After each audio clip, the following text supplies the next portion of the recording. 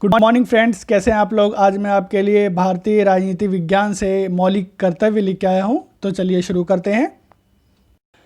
मौलिक कर्तव्य। संविधान में जहां नागरिकों को मौलिक अधिकार दिए गए हैं, वहीं मौलिक कर्तव्यों को भी निरूपित किया गया है। सरदार स्वर्ण सिंह समिति की अनुशंसा पर मौलिक कर्तव्यों को सन 1976 में 42वें संविधान संशोधन के द्वारा अनुच्छेद 51A के अंतर्गत संविधान में शामिल किया गया।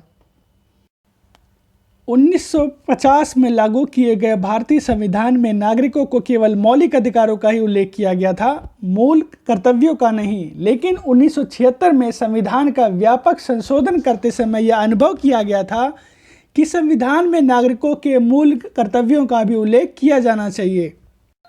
अतः संविधान के चतुर्थ भाग के चतुर्थ क में ये जोड़ा गया, जिसमें 10 मूल कर्तव्यों की व्यवस्था की गई। और सन 2002 में अभिभावकों के लिए 6 से 14 वर्ष के अपने बच्चों को शिक्षा का अवसर प्रदान करने का एक और कर्तव्य जोड़ा गया।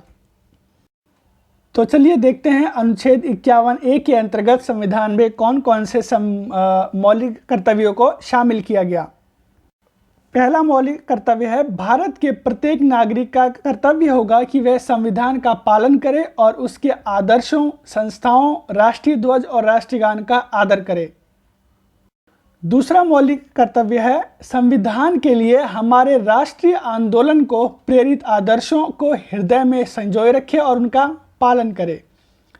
तीसरा है, भारत की प्रभुता, एकता और अखंडता की रक्षा करे और उसे बनाए रखे। चौथा है, देश की रक्षा करे और आह्वान किए जाने पर राष्ट्र की सेवा करे। पांचवा है, भारत के सभी लोगों में समरसता और समान भ्रातृत्व की भावना का विकास करे, जो धर्म, भाषा, प्रदेश या वर्ग पर आधारित सभी भेदभाव से अलग हो और ऐसी प्रथाओं का त्याग करे जो स्त्रियों के सम्मान के विरुद्ध हों।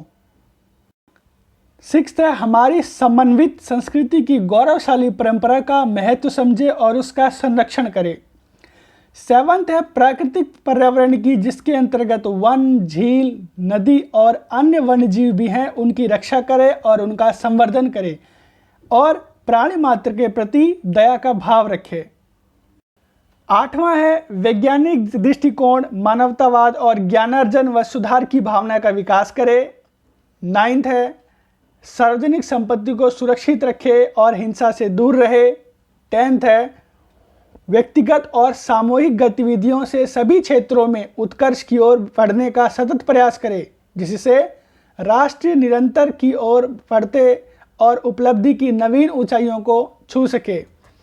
और लास्ट है 11th, 86वें संवैधानिक संशोधन के द्वारा जो 2002 में हुआ था, उसमें अनुच्छेद 51K में संशोधन करके उसमें जोड़ा गया, जिसमें शिक्षा को सर्वव्यापी बनाने के उद्देश्य से अभिभावकों के लिए भी एक कर्तव्य शामिल था, जो था कि 6 से 14 वर्ष के अपने बच्चों को शिक्षा का अवसर प्रदान करें।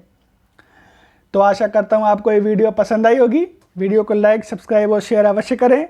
धन्यवाद।